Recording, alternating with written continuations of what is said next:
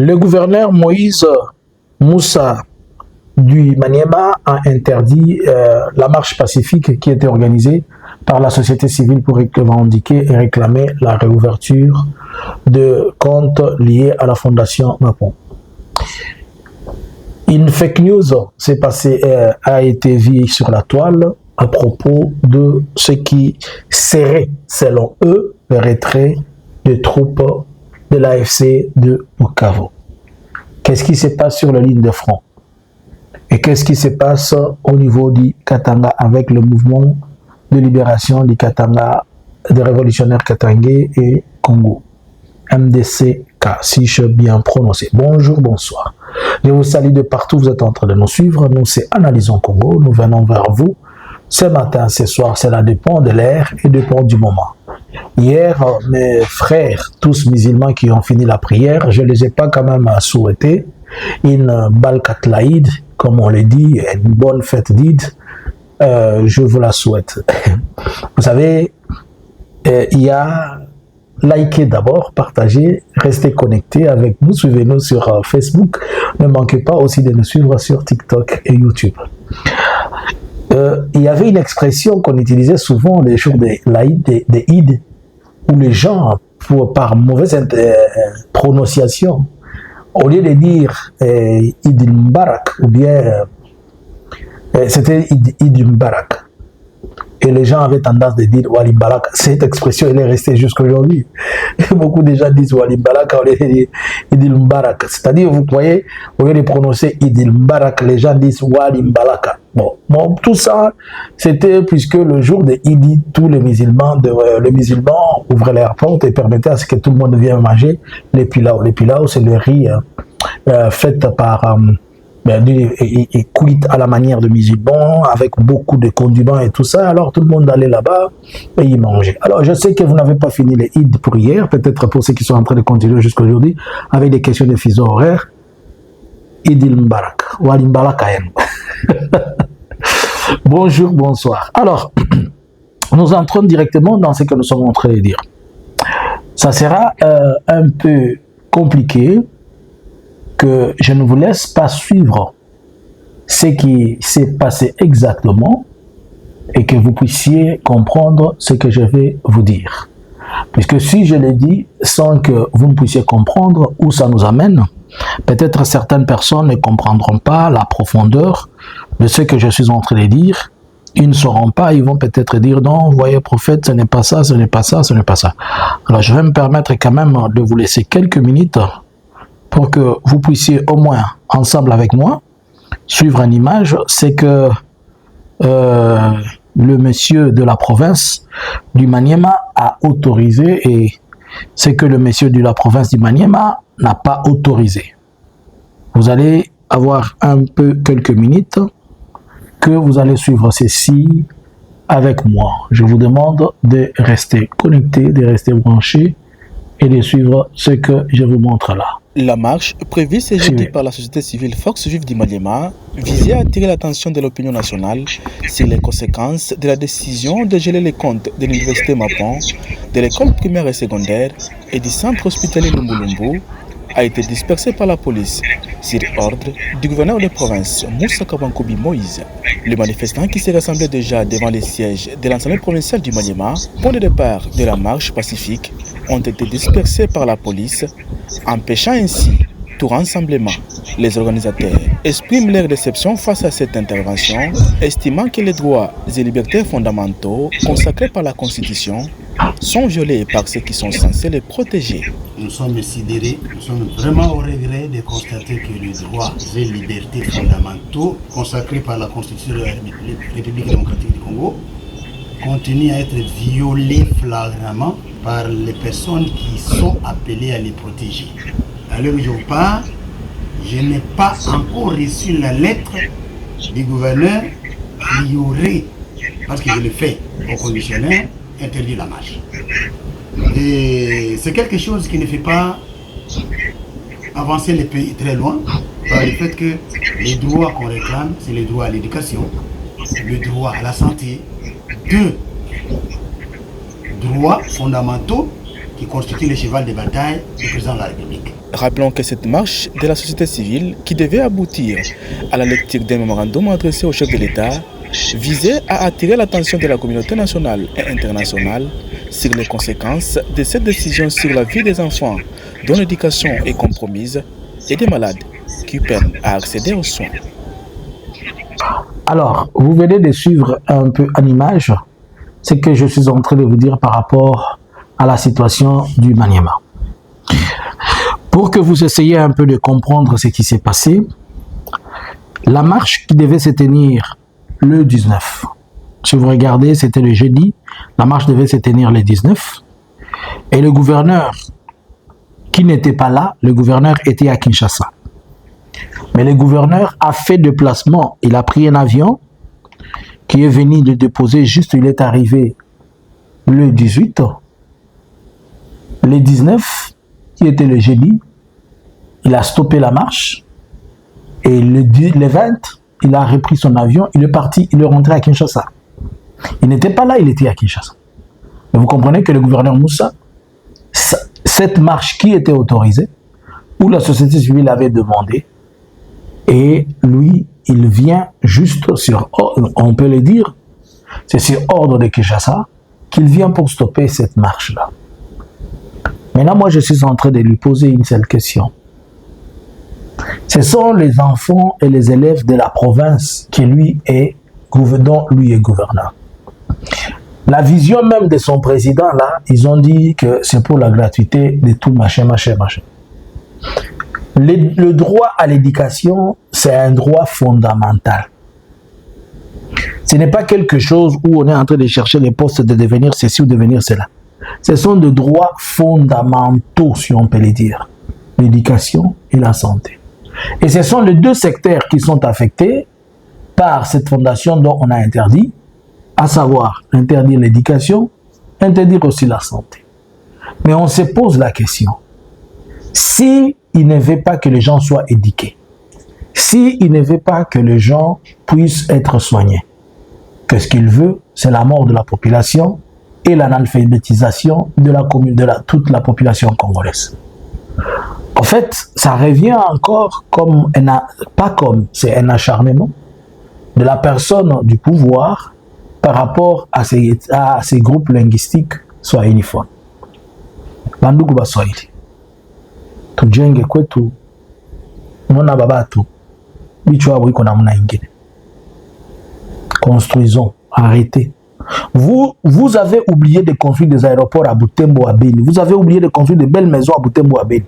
Vous êtes parti élever les maisons ailleurs. Le jour, on va vous chasser. Vous allez venir habiter dans les hits là que vous avez abandonnés. Prenons l'exemple de ce qui s'est fait à Goma. Prenons l'exemple de ce qui s'est fait au Kataka. Construisons. Au Kasaï, construisons chez nous, au Kasaï. Construisons chez nous au Bandundu, au Bas-Congo, en Équateur. Construisons chez nous. Ces gens n'ont pas de projet pour construire. Le peu de gens qui construisent, ils ne veulent pas. Est-ce que vous ne comprenez pas? Depuis que ce gouvernement a commencé, combien d'écoles vous a-t-il construit en Équateur? Depuis 7 ans qu'ils vous ont promis. Mais le peu que les gens construisent, ils viennent les démolir. S'il vous plaît, construisons chez nous. Je suis en train de vous rappeler ces choses. Équateur, tous les Bas-Congo, les Bandundu, les Dekasai, Kinshasa et ailleurs. Félix Nabatunaye bazana projet à Kotonga Congo te botika bango zo ibozo landa bango bozo misusa mitema pamba musala bayelaki eyebani eza muyibi na ko diviser peuple congolais na nito za bomo côté tangu nazolo baboye balobinga naza mutu mabe pour ngai nazo sisite bato nazo sisite mutu te nazo rappeler ka mutu badroit nayi. Je sais, et comme j'avais dit que j'attends que cette marche que vous m'envoyez les vidéos, là encore ils ont dit on va maintenant on va faire ceci, cela. Bon, Moussa, masomo ya bakweli ndio nafungisha Mnaona ule gouverneur anafungisha batu masomo. Batoto yake siku mnaona batoto yake masomo mnawafukuza. Mnabauliza baba yenu yuko natufungia sie masomo tusisome. Sasa mnakia fani. Heureusement utakutana batoto yake bakamata kabota na babeba na babeba fasi ngine batoto bengine ndio napenda tesa. On a akili. Ça dit qu'on a bénéficié parce qu'on a problème, on a nisikia. On a akili. Est-ce que vous comprenez ce genre de choses? Quand je dis au Swahili, il faut réfléchir. Les gens pensent que je suis en train de dire des choses qui n'ont pas de sens. Comment une école de chez vous, un hôpital de chez vous, tu peux être la première des personnes à venir interdire que ça s'ouvre et les gens demandent, ils sont en train de marcher pacifiquement et tu viens les stopper. Et curieusement, c'était que des élèves qui étaient en train de marcher et les autres membres de la société civile. J'espère quand même qu'ils vont trouver une réponse qu'ils vont nous donner dans les jours à venir. Une lettre attribuée à je ne sais qui a fait le tour de la toile. Oh, l'AFC a, dans les cadres de je ne sais pas quoi, c'est signé un certain 21, ils vont retirer leurs troupes de Bukavu. Oh, fake news. Kinshasa ne fait que chaque fois mettre des rumeurs, des choses, lorsqu'il échoue ce qu'on lui demande de faire. Qui se comporte à... Les gens ont récupéré des terres par la force, mais lui, il veut qu'on lui le donne seulement gratuitement comme ça. Donc, une fois, il y a pouvoir, il y a offert.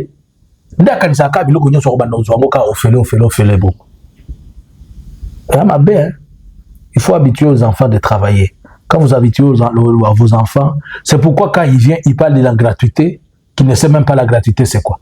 La gratuité de maternité, qui ne sait même pas la gratuité de maternité, c'est quoi. De l'enseignement, on ne sait même. Alors, qu'est-ce qui se passe sur les lignes de front?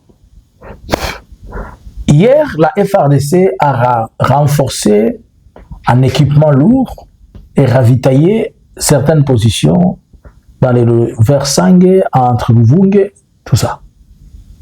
Il y a eu beaucoup de tours de drones qui ont droné dans le Minembwe, et encore comme d'habitude.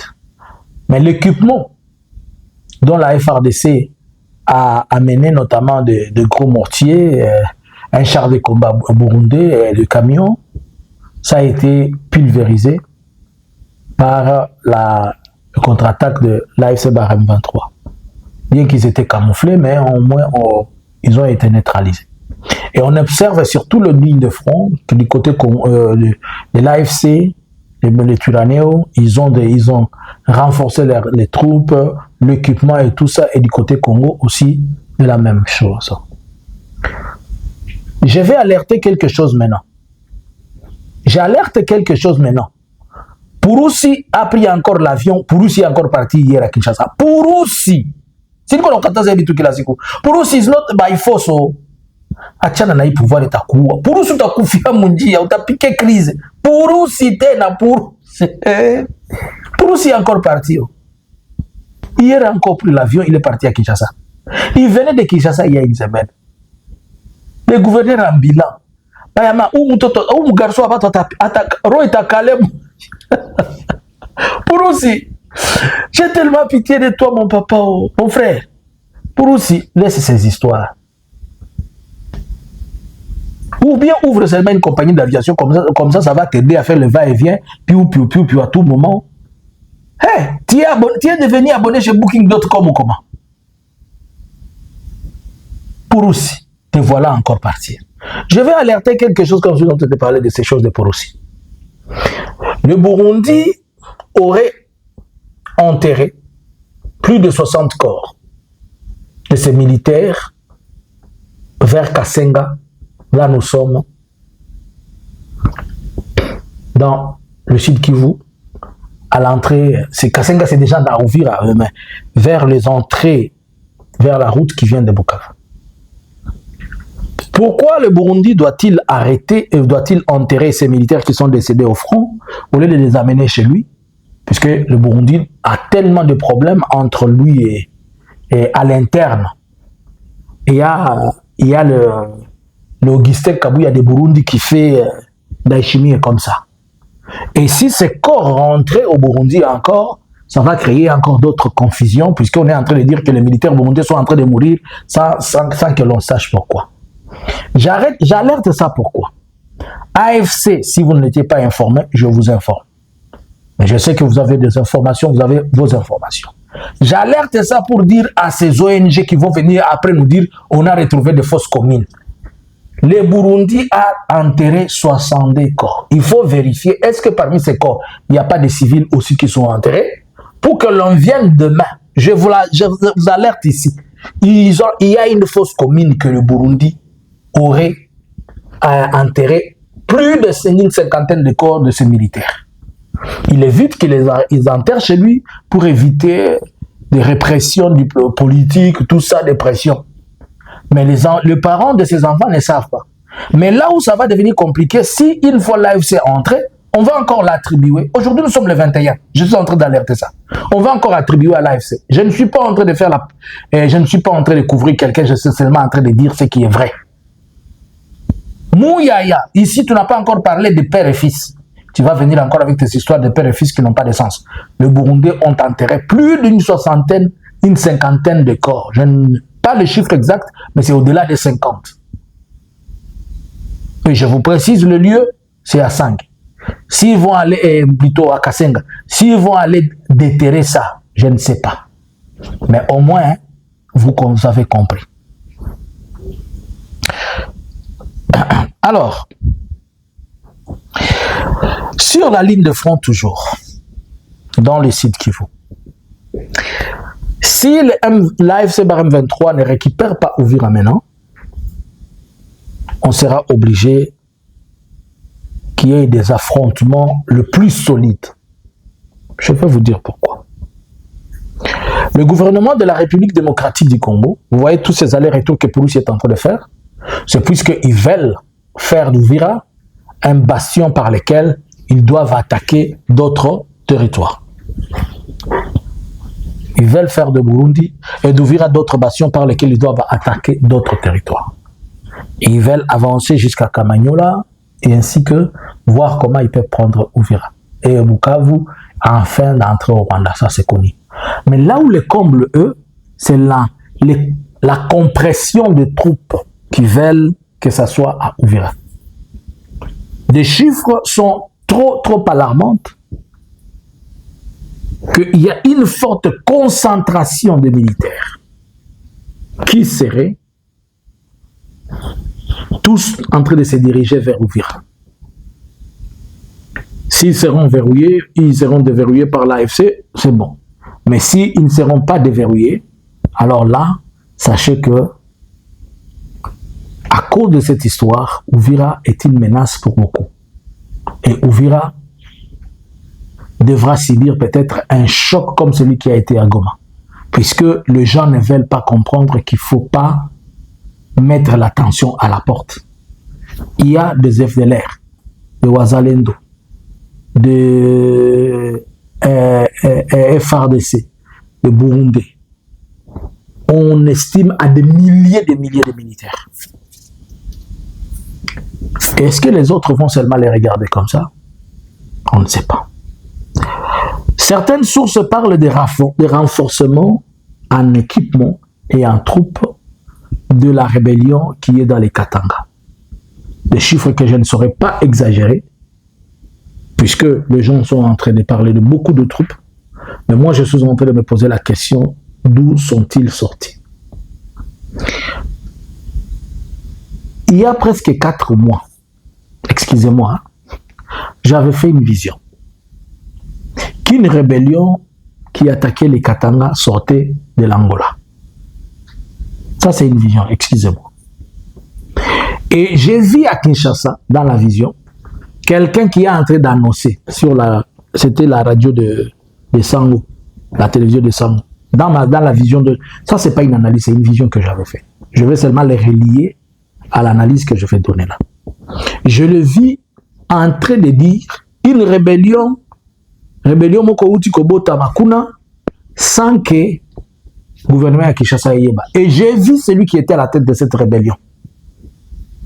Je l'ai vu, mais je ne cite pas encore le nom pour le moment. J'ai vu celui qui était à la tête de cette rébellion-là. Maintenant, je suis en train de me poser la question. Est-ce que c'est ce que j'avais vu qui est en train d'essayer de se matérialiser ou bien c'est autre chose? Je vous parle de la vision, je la mets à côté, je retourne dans l'analyse. Puisqu'on dit que ces groupes a reçu beaucoup de ravitaillement en troupes, je suis en train de vérifier. Et pour certifier, plusieurs sources en ont parlé, mais je dois entrer vraiment en profondeur pour que je vienne vous confirmer des choses, pour dire exactement, ils ont tel effectif, telle capacité, tel ceci. Mais même s'ils n'ont pas ces effectifs-là, ils sont en train d'avancer et chaque jour, ils gagnent du terrain, ils prennent de l'équipement et ils deviennent grands. Et je vous ai donné des raisons politiques et diplomatiques qui empêcheraient Félix de pouvoir accepter ça. Des raisons politiques, puisque Félix ne veut pas reconnaître qu'il doit s'asseoir et venir à un dialogue inclusif avec les autres. Diplomatiques, il ne veut pas qu'on lui pose la question d'où viennent ceux-là qui sont en train de t'attaquer dans les Katanga, alors que tu avais dit que c'est le Rwanda qui t'a agressé. Et dans les Katanga, c'est qui? Il évite ces questions-là. Mais c'est bon, comme il les évite, ça continue à rendre les autres forts. Alors, nous, on garde les yeux fixés un peu partout là, et nous allons revenir pour vous donner d'autres détails. Mais sachez que Félix Aboyiba na batanga, alors dit bino boko kende classe T, lokola ya tanga T, bino pe bana manyema na mwa muta soma. Bakambele mbele. Apa sa ndio kwa lazima nione bukambele mbele yenu we. Si mupidi lungulaka. Muilunguze sasa. Anakata. Musikoto natia fuyo ase mwa mnashoka kushimamisha, mnayoka kuiba kichwa ya train. Mnayoka kuchimamisha train iko naenda nafani ni mwenjo hivi. Ile kema fumbe mnasemaka kona kuwe boy. Njoo tuone sasa. Sema bageuza baboi kwenu. Mnageuka baboi kwenu. Akambele mnageuka baboi kwenu. Kema fumbe niko lazima jione. Tetela kema fumbe. Mtuoneshe hapo sasa. Niaisha tu pale. Bonjour, bonsoir. Analysins Congo subscribers.